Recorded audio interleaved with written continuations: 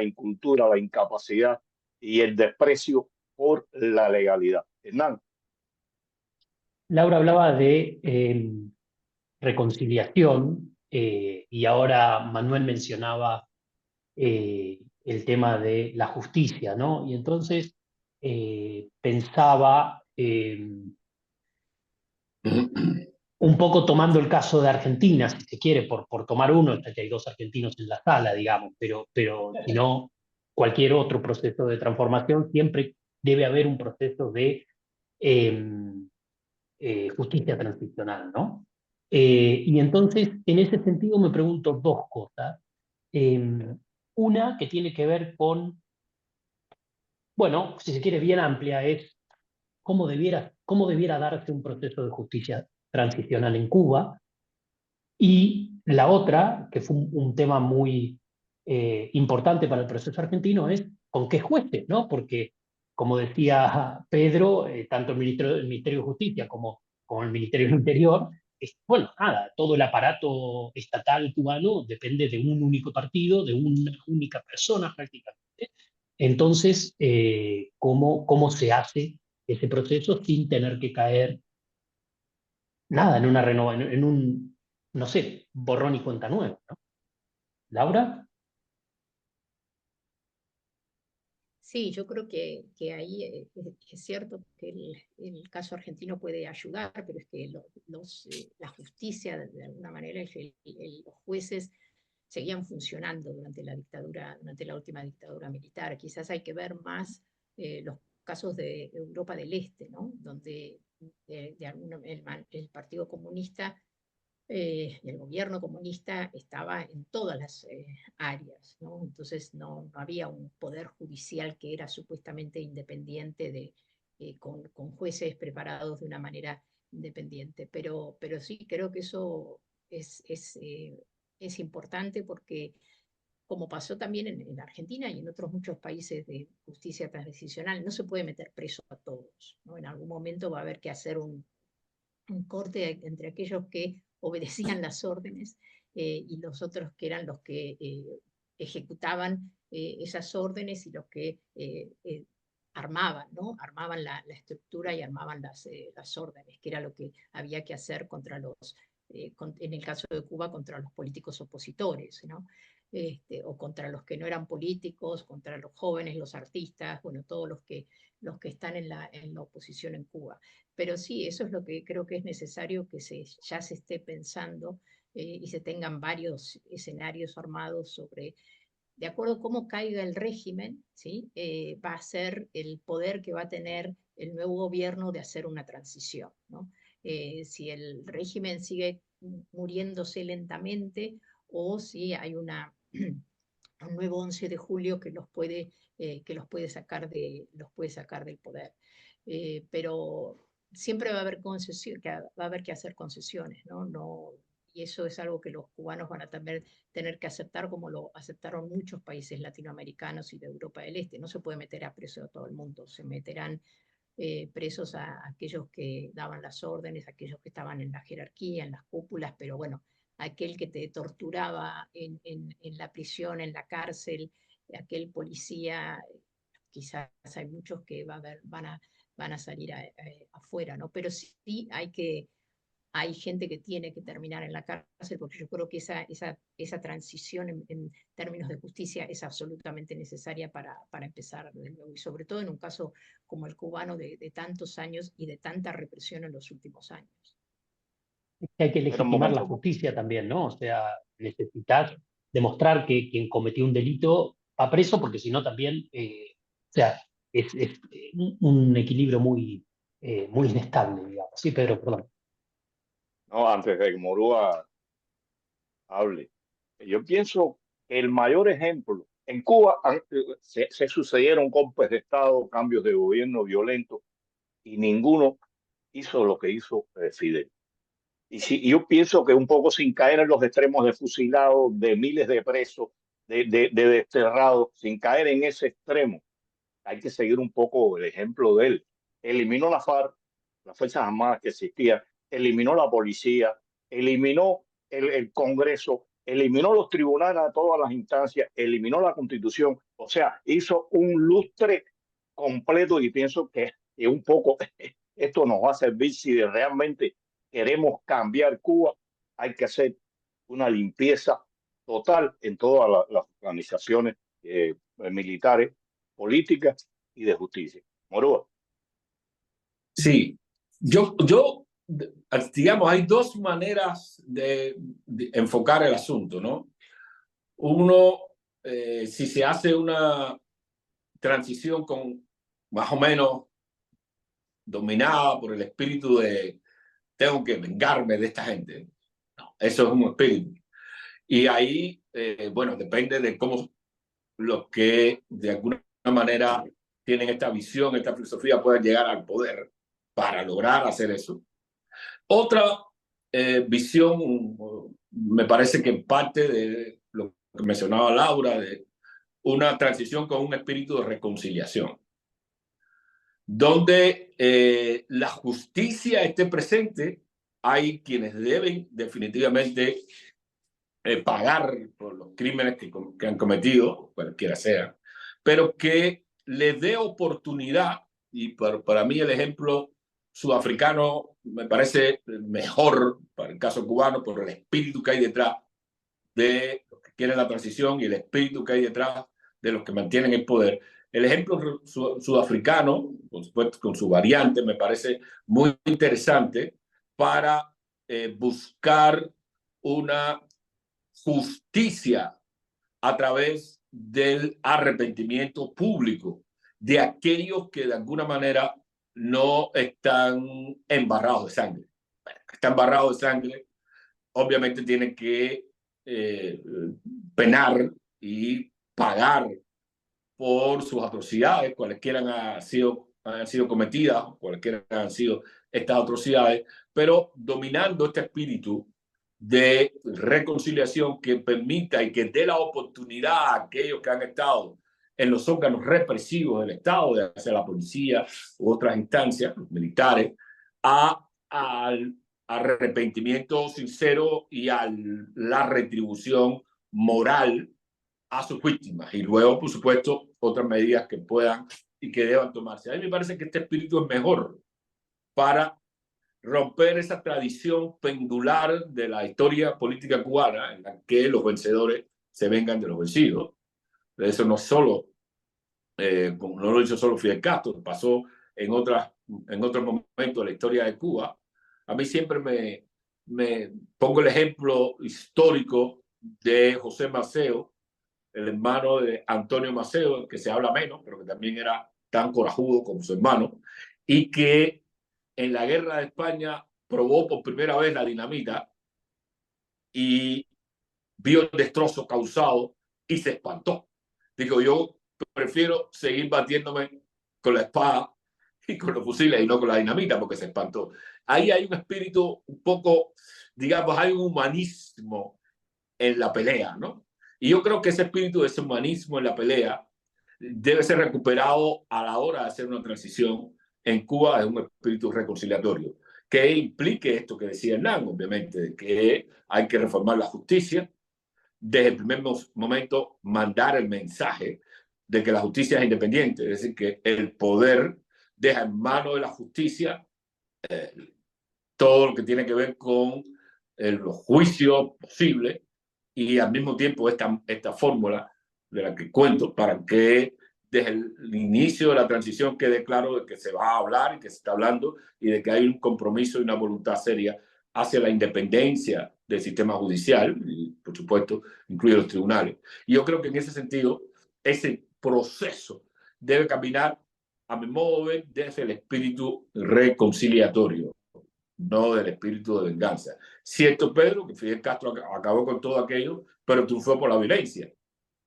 No triunfó por una transición política que lo llevó a pactar obligatoriamente con los actores que tenían el poder. El barrio, para mala fortuna de Cuba, obviamente, ¿no? Porque no todos los que participaban de las instituciones del gobierno de Batista eran malas personas, y no todos eran traidores al país, y no todos dejaban de querer lo mejor para el país. Es decir, ese proceso complejo está presente ahora. Uno ve por ahí muchos jueces, abogados y tribunales que dicen yo estoy bajo la obediencia de vida, pero no quiero hacer esto. Es decir, hay que abrirle de cintura y ventanas a todas estas posibilidades para lograr una reconciliación cierta y al mismo tiempo lograr una justicia justa en el caso cubano. Exacto, Manuel, por eso decía, sin caer en los extremos en que cayó Fidel, que como tú dices, había personas en la policía, en las Fuerzas Armadas, en el sistema judicial. Yo creo que en ese era donde más gente, más personas habían que querían lo mejor para Cuba. En Cuba, por desgracia, como tú dices, la policía política hay que barrer y en la policía como tal hay que superar, hay que llamar al buen trabajo y educar mucho. Por eso decía, sin caer en los extremos en que cayó Fidel en todos los sentidos. Hernán. Sí, a ver, me parece que es interesante lo que ambos plantean y ciertamente el modelo sudafricano, bueno, ha sido un modelo exitoso de transición con, por supuesto, algunos matices, algunas oportunidades de mejora, seguro, pero es un, digamos, clásico sistema, pero es cierto también que es un modelo muy diferente. Laura hacía la salvedad de cómo el sistema de transición argentino no caería tan bien, porque Argentina tenía una reciente historia de poder judicial más o menos independiente, con jueces formados en algún tipo de sistema democrático, digamos, y no bajo un único partido como es el Partido Comunista, ¿no? Entonces, digamos, y en esta línea de la necesidad de lo que tú decías ahora al final, Manuel, que tiene que ver con esta necesidad de reconciliación y de transformación también desde adentro, no una cosa, no una ruptura total. Pienso, y aprovechando que tenemos a Laura aquí también, y tú, Manuel, que lo conoces bien, lo mencionabas también desde tu experiencia de haber estado preso y escuchar lo que hablan los policías, si tienen alguna sensación de por dónde podrían venir esos moderados dentro del poder que podrían abrir la puerta a un diálogo transicional, ¿no? Que podrían abrir la puerta a la posibilidad de transformación del Estado cubano a un Estado democrático. No sé quién Laura, dale, Laura, sí, sí. sabe más que yo de eso. Conoce más gente. Sí, bueno, además también una cuestión sobre el caso sudafricano, ¿no? Claro que había un Mandela, ¿no? Y eso también creo que ayudaba mucho a poder llevar, y un Desmond Tutu también, ¿no? Que ayudaban mucho a hacer esa transición y esa reconciliación, ¿no? Yo creo que habría que mirar un poco los oficiales, tanto del ejército, de las Fuerzas Armadas y de la policía, a los oficiales que tienen entre 30 y 40 años, ¿no? Que quizá de alguna manera han vivido más la revolución decadente, la revolución del periodo especial hasta ahora, eh, también la muerte de Fidel y Díaz-Canel, Raúl, o sea, toda esta cuestión que es muy diferente a lo que era el liderazgo de Fidel. Y por otro lado, esos oficiales y suboficiales que viven como los cubanos, pero que saben perfectamente que los jerarcas viven de otra manera, ¿no? Entonces quizás habría que buscar más entre esa parte de las Fuerzas Armadas y las fuerzas de seguridad, que quizás muchos de ellos no quieren reprimir, pero saben que si no reprimen, al final ellos van a ser los que van a terminar en la cárcel. Hoy ese es un actor completamente conocido por los mismos cubanos, pero sí que está silenciado, ¿no? No tienen voz. bueno, quizás hay que empezar a ver si se les puede dar un espacio bueno, y también ver si realmente lo que yo estoy diciendo es así o ellos quieren más poder, más violencia, y más represión y mantener el sistema. Pero tengo dudas al respecto. Manuel. Sí, si supiera, en los años 90, aquí hubo una reforma del ejército. Sí, se licenciaron muchos oficiales, sobre todo mayores, y los mandaron, les dieron la oportunidad de ser administradores de zapatería, administradores de bodega, sí, les dieron esa oportunidad en algunos. Y de ahí salió un dicho, que era que las mujeres de los oficiales son muy exigentes, de los militares en Cuba, lo cual significa que son muy prácticas, es decir, están buscando siempre un resultado concreto. Y yo creo que ahí, yo lo emparento con lo que decía Laura de estos niveles del ejército más bajo que viven en las zonas donde vive la mayoría de la gente. Donde yo vivo, por ejemplo, aquí mismo en Alamar, hay zonas donde la mayoría de los edificios son de militares. Y ahí ocurrió algo curioso, interesante. Hoy ha sido para mí el día de la anécdota, pero me parece importante por las historias de vida, porque cuando se intentó de alguna manera arreglar el desastre urbanístico de todos estos repartos, en muchos de estos edificios la gente se ha robado espacios del jardín, espacios de la parte de atrás, ha ampliado sus casas, es un desastre de urbanidad. Los arquitectos holandeses estarían ahora mismo peleando con este desastre aquí, y se trató de volver atrás. Y los primeros que protestaron fueron los militares en esos lugares, porque ellos fueron los primeros que empezaron a robarse espacio para hacer garaje, para hacer un tallercito, etc. Y hubo que detener eso. Yo creo que ahí detrás de ellos estaba la presión de sus esposas y de sus hijos, definitivamente, ¿no? Para impedir esto. ¿Eso qué quiere decir? Que hay dentro del sector militar, incluso de la policía, gente que estaría abierto a un proceso de democratización, para decirlo con una sola palabra. Luego hay otro dato. Yo no sé por qué, en realidad no tengo todas las causas, las fuentes, pero recordarán que después del 11 de julio murieron muchos jerarcas del ejército. ¿Por qué? No sé.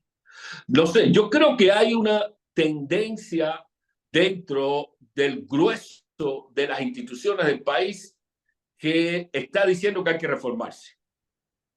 Y los que se oponen a eso voy a utilizar el 1%.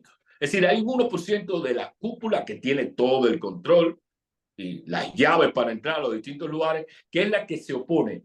Y eso puede estar en el ejército, puede estar en el Partido Comunista, puede estar en la administración central del Estado, puede estar en cualquier lugar, pero no es más que una nata estrecha, poderosa todavía institucionalmente, que es la que se opone a eso. Y tengo la impresión de que en todos los sectores, militar, policía, tribunal, ministerio, etc., hay una voluntad de apoyar, al menos silenciosamente, un proceso de transición. Lo cual significa, a mi modo de ver, que cuando se dé una ventana de oportunidad, una apertura en la dirección adecuada, va a haber una avalancha de gente de estos sectores dispuestos, no quizás preparados todos, pero sí dispuestos a apoyar un proceso de transición, porque aquí todo el mundo está ahogado y agotado. Y este proceso político ha recorrido todas las fases porque ha tenido todo el tiempo posible para recorrer todas las fases que van de la aparente prosperidad, desde el mito, a la absoluta precariedad y decadencia. Y eso lo que ha significado es una deslegitimación por agotamiento del propio sistema. Mucha gente se da cuenta, aunque estén situados donde están situados, que esto no va más y que Cuba se cuelga de China, se cuelga de Rusia, se cuelga de quien aparezca para tratar de sobrevivir, de Turquía con sus patanas eléctricas, de donde sea se cuelga para tratar de sobrevivir y ganar un día más por aquello de recursos que viene, ¿no? Entonces, en ese sentido, yo creo que no lo parece, pero dentro de las estructuras institucionales del país hay una importante tendencia a la democratización, al menos a la modernización, al menos a la mayor liberalización y a la apertura de Cuba hacia un Estado un poco más decente, por decirlo de alguna manera. Así que por ahí hay muchos actores posibles. Mira, ese maridaje perfecto que quieren dar, esa imagen de matrimonio idílico que quiere dar el gobierno y el partido con relación al resto de los funcionarios del pueblo, eso no existe. Ese es el caso que dice fulano y fulano se divorciaron, sí, porque tú no sabías todo lo que había dentro y eso va a pasar y tienes razón en esto. Ahí dentro de ellos mismos está su propia derrota. Mucha gente no está de acuerdo y quiere cambios en el sistema. Ese